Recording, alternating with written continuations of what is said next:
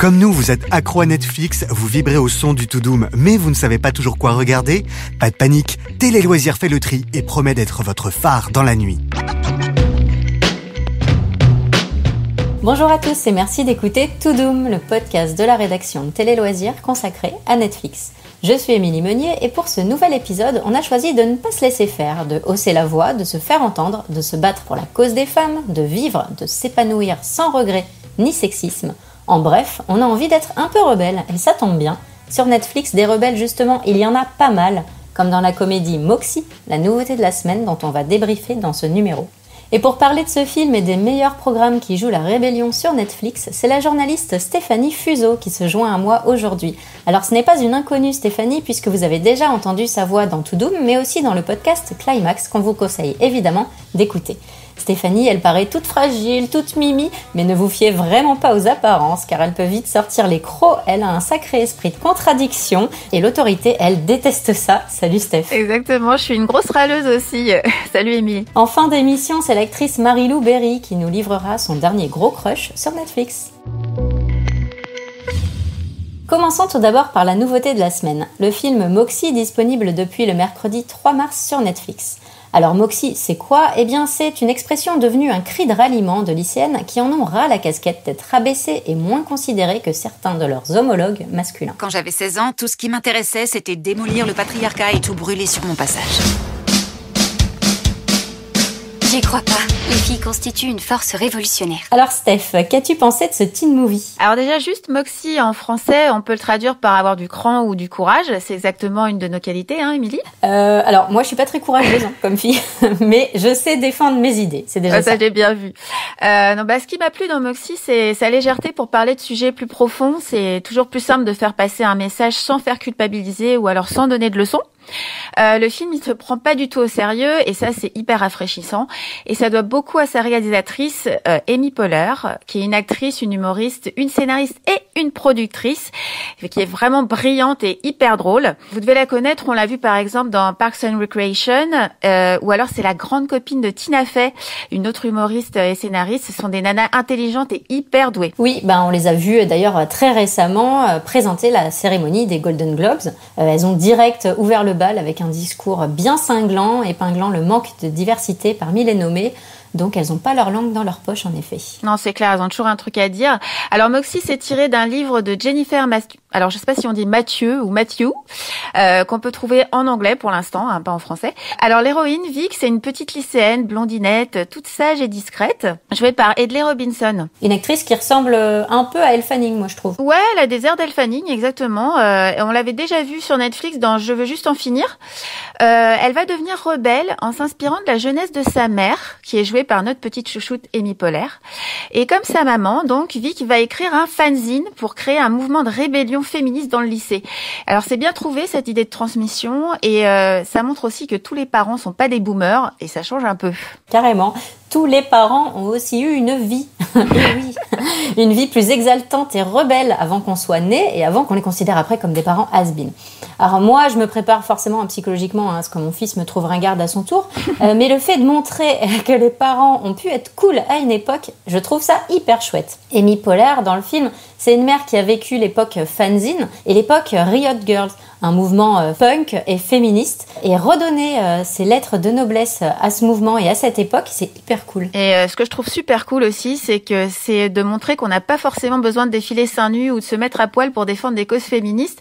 L'écriture, les fanzines, ça marche aussi et c'est vachement mieux. Oui, alors là, ouais, c'est clair, tu prêches une convertie. Il y a une chanson aussi qu'on entend dans le film qui t'a particulièrement marqué, Steph.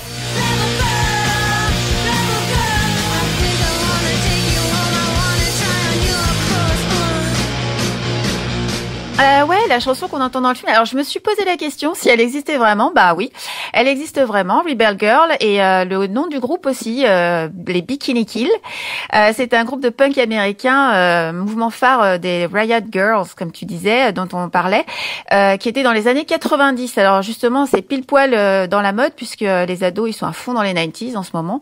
Donc ça peut aussi leur plaire. Et ce qui est bien aussi avec ce film, alors moi ce que je voulais ajouter, c'est que en parlant de ce mouvement et avec ce fanzine, on a vraiment une dose de nostalgie qui, moi je trouve, fait du bien. On a une vraie nostalgie envers une époque Mais c'est pas pour autant que le film est ancré dans le passé, parce qu'il est résolument tourné vers l'avenir, en fait, ce film. On regarde vers cette bande qui formera les hommes et les femmes de demain. Et finalement, tout ça, ce bon mix-là, ça secoue un peu les sempiternelles histoires de lycéens là, qu'on peut voir au cinéma. Ces lycéens, enfin, ils sont un peu plus créatifs.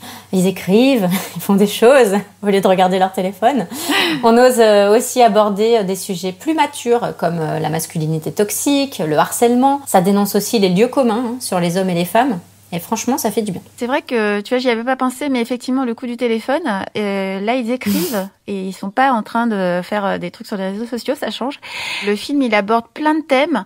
Alors, de manière légère, par exemple, comme porter une brassière en classe, ou alors de manière plus profonde, en évoquant des viols qui sont commis dans les lycées. Et ce qui est intéressant, c'est qu'il ouvre la discussion. C'est pas un film, c'est pas une thèse, mais ça ouvre la discussion sur plein de choses qui sont dans notre quotidien et dans le quotidien des adolescents. C'est au spectateur après d'aller plus loin dans sa réflexion et dans ses positions. Oui, c'est un film que les ados peuvent regarder seuls, mais aussi en famille finalement, pour en effet ouvrir une discussion à la fin du film. Alors, faut aussi noter qu'au casting de ce film, on retrouve Joséphine Langford, qui est la star de la saga sexy After. Elle joue le rôle d'une cheerleader. Et on retrouve aussi Patrick Schwarzenegger. Et oui, ce nom vous dit quelque chose, puisque c'est l'un des fils du célèbre Arnold, avec ses gros muscles. Alors ce fils, en bon fils à papa, incarne un quarterback hyper prétentieux. S'il y a un hic dans ce film, ce sont les rôles masculins que je trouve très très clichés. Je rejoins complètement sur les personnages masculins, ils sont un petit peu laissés de côté. Le petit ami de la maman de Vic, par exemple, il est réduit à offrir un bouquet de poireaux. Bon bah c'est l'agent Coulson, c'est l'acteur qui fait l'agent Coulson des The Agents of Shield, donc il est drôle quand même en 5 minutes, mais bon, c'est dommage. Et puis le petit ami de Vic, il est vraiment trop parfait pour être honnête, quoi. C'est hyper agaçant. En même temps, pour une fois que les mecs sont un peu petits, je sais que les personnages féminins sont mis en avant, bon bah on va pas trop s'en plaindre. En effet. Alors Stéphanie, tu avais un autre programme coup de cœur porté par une jeune rebelle dont tu voulais nous parler. Il s'agit de Unorthodox, une mini-série sortie en 2020 qui retrace la fuite vers Berlin et l'émancipation d'une femme qui a grandi à Brooklyn dans la culture juive ultra-orthodoxe et qui ne veut plus de son mariage arrangé malheureux. Tout ce qui importe pour ma famille, c'est que je sois une mère et une femme dévouées. Je voulais m'éloigner autant que possible de ma communauté.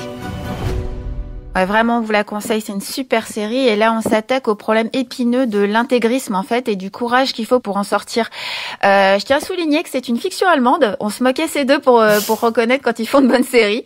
Donc voilà, je leur fais un petit big up. Coucou, on vous aime à Berlin.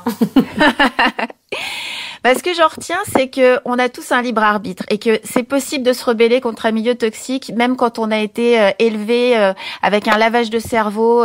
Voilà, on peut s'en sortir. Je veux pas jouer les gourous, mais il faut croire à sa force intérieure, à sa résistance aux injonctions et d'où qu'elles viennent, de la société, des institutions, de nos amis, de nos petits amis ou même de nos parents. C'est vrai que le personnage central de cette série, joué par la jeune actrice Shira Haas, qui est une vraie révélation, ce personnage est particulièrement fort. Elle va tenter, comme tu le disais, une vie à l'opposé de celle qu'on lui a vendue comme parfaite toute son enfance. Elle décide de fuir le domicile conjugal car elle n'est pas heureuse dans ce mariage. Son rôle d'épouse soumise la fait carrément suffoquer et on la comprend. Honnêtement, on souffre avec elle et surtout on applaudit sa rébellion et son envol. Et ce qui est encore plus marquant dans cette série courte mais intense, c'est que tout ça se passe à notre époque et que c'est une histoire vraie. Ouais, non mais c'est fou. Ouais, c'est d'autant plus édifiant que c'est inspiré d'une histoire vraie. C'est celle de Deborah Feldman, qui a grandi dans la communauté hassidique Satmar à Williamsburg. Elle a écrit son histoire dans un livre autobiographique en 2012, puis 2 ans après, elle est partie vivre à Berlin et elle milite pour l'autodétermination des femmes. Et elle avait d'ailleurs participé à l'écriture du scénario d'Unorthodox. Alors après, forcément, c'est un petit peu romancé, mais quand même, le fond de l'histoire est totalement vrai et c'est quand même impressionnant. Alors pour ceux qui se demanderaient si une saison 2 est prévue, c'est non, malheureusement. Netflix a confirmé sur Twitter qu'il n'y aurait pas de suite à ce programme à l'instar du Jeu de la Dame, par exemple. Unorthodox est une mini-série et pour la plateforme, il s'agit d'une série dont l'histoire tient en une seule saison et elle n'a pas vocation à en avoir d'autres. Donc voilà, le succès public, malheureusement, n'y changera rien. Mais il y a une autre série qui cette fois devra avoir droit à son go de Netflix pour une saison 2 que tu voulais conseiller, c'est toujours là pour toi, Firefly Lane en VO, l'histoire de 2 amies d'enfance aux trajectoires différentes. Quand l'une a opté pour une vie bien rangée, l'autre, plus rebelle depuis l'adolescence, prône sa liberté et la réussite personnelle. T'es pas toute seule, Kate, et tu le seras jamais. T'es pas prête d'être débarrassée de moi, va falloir t'y faire. C'est pas une série inoubliable et la réalisation elle pique la rétine, mais c'est intéressant pour plusieurs points et surtout pour ces personnages justement que tu décrivais un peu pour leur choix de vie. Ça pose la question de savoir jusqu'à quel point on est libre de nos choix de vie justement. Ça permet aussi de se demander est-ce qu'on peut rester amis quand les schémas de vie sont trop opposés? Est-ce qu'on arrive à se comprendre entre les mères au foyer ou celles qui ont choisi de ne pas enfanter? Je pense que ça pousse aussi à se questionner sur ce qu'on veut vraiment. Rester à la maison, élever ses enfants, ça peut être une rébellion en quelque sorte si c'est voulu. En fait. Et on peut tout à fait se consacrer à sa carrière, ne pas vouloir d'enfants, peu importe ce qu'en dit la société, ou alors mamie qui te regarde avec des yeux de chat battu parce que t'es célibataire ou qui te rappelle que l'heure tourne. Tic-tac, la fameuse horloge biologique, mais voilà, c'est une pure invention cette histoire. Moi, je suis totalement de ton avis. J'aime beaucoup que cette série montre deux femmes que tout oppose, mais qui forment finalement un duo hyper solide. Puis Catherine Hegel, moi je la déteste pas, contrairement à toi. Je l'aime plutôt bien. Mais faut avouer que son visage dans la série, il est vraiment très très étrange. Bref, elle incarne quand même très bien cette femme qui décide de se choisir elle et personne d'autre. Et ça, c'est cool. Elle refuse de se conformer, elle en assume les regrets, forcément. Et c'est elle qui dicte sa vie jusqu'à un certain point. Mais elle est rebelle à sa manière, surtout parce qu'elle a morflé et c'est touchant. Alors bon, je sais que Catherine, elle nous écoute, donc je voudrais pas la vexer. Sorry Catherine. Sorry Catherine.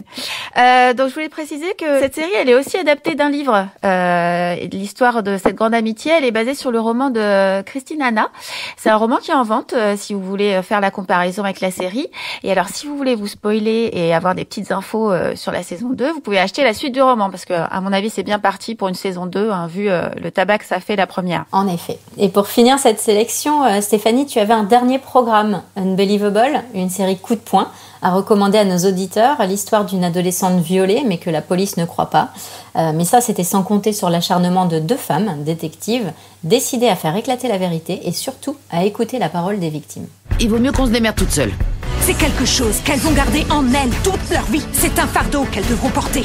Ouais, alors c'est vraiment un petit bijou. Précipitez-vous si vous l'avez pas vu. C'est basé sur un article de presse, An Unbelievable Story of Rape, de Christian Miller et Ken Armstrong. La série, elle revient sur la véritable enquête pour traquer un violeur en série. Il y a 3 héroïnes. Il y a la jeune victime de viol, Marie Adler, que des policiers n'ont pas cru et ont même attaqué en justice pour faux témoignage, et 2 enquêtrices sans qui ce violeur aurait jamais été arrêté. Ça montre que même quand on est une victime, on peut devenir une héroïne en fait. Il est jamais trop tard pour se faire entendre, jamais trop tard pour obtenir justice. Et on voit très bien l'abnégation et le travail de ces 2 policières qui sont confrontées au machisme, au mépris de leurs confrères et qui s'appuient, elles, sur leur qualité de travail, leur capacité d'écoute des victimes et pour faire ce qui est juste. Voilà, c'est vraiment une série formidable qui est inspirante et qui peut servir d'exemple à beaucoup de policiers sur les affaires de viol. Pour résumer, si on veut une bonne dose de rébellion sur Netflix, on regarde la nouveauté Moxie pour son petit côté punk. On regarde aussi les séries Unorthodox, Toujours là pour toi et Unbelievable. Place maintenant à notre guest, l'actrice Marie-Lou Berry qui est à l'affiche de la série Je te promets, vous parle de son dernier gros crush sur Netflix pour le documentaire La sagesse de la pieuvre. C'est l'histoire d'un mec plutôt solitaire, c'est pas un truc super marketé. On a l'impression que c'est un mec tout seul avec sa caméra. Je sais pas si c'est le cas, mais en tout cas c'est vraiment cette impression-là qu'il donne. Et ce mec comme ça qui part, qui dit moi j'aime bien les plongées, j'aime bien l'apnée. Et je me balade souvent, je fais mes balades, j'augmente mon taux d'apnée, tout ça. Et puis un jour, je suis tombée sur un poulpe et on est devenus copains. C'est émouvant, quoi. Moi, j'ai pleuré perso quand le poulpe, on croit qu'il va mourir. C'est déchirant. Il est super beau, ce documentaire. Et puis moi, j'aime bien les poulpes et les pieuvres. J'ai regardé pas mal de docus dessus parce que c'est des animaux qui ne transmettent jamais leur savoir et leur culture. Et si c'était le cas, ce seraient des animaux extrêmement intelligents parce que la pieuvre a une capacité d'adaptation et puis même des choses qu'on connaît même pas scientifiquement qui sont incroyables, quoi. Enfin, on a l'impression que c'est un animal qui vient pas de cette planète. Voilà, c'est déjà fini. On revient dès la semaine prochaine avec un nouvel épisode. N'hésitez pas d'ici là à nous donner votre avis sur Toudoum et à nous soutenir en likant et commentant ce podcast. Et si vous n'avez jamais assez de podcasts, on vous conseille d'écouter Previously par Alain Carazé où vous pourrez tout savoir sur les grandes séries cultes. Merci Stéphanie pour cette sélection, c'est toujours un plaisir de t'avoir avec nous. Salut. Merci, j'étais très contente de passer ce moment avec toi pour mettre en lumière ceux qui se laissent pas faire. Et je voulais te proposer, viens, on va faire un fanzine toutes les 2. Mais carrément, chiche, 100%. Vous pouvez retrouver ce podcast sur AudioNow, Deezer, Spotify, Apple Podcasts et sur toutes les plateformes de podcast.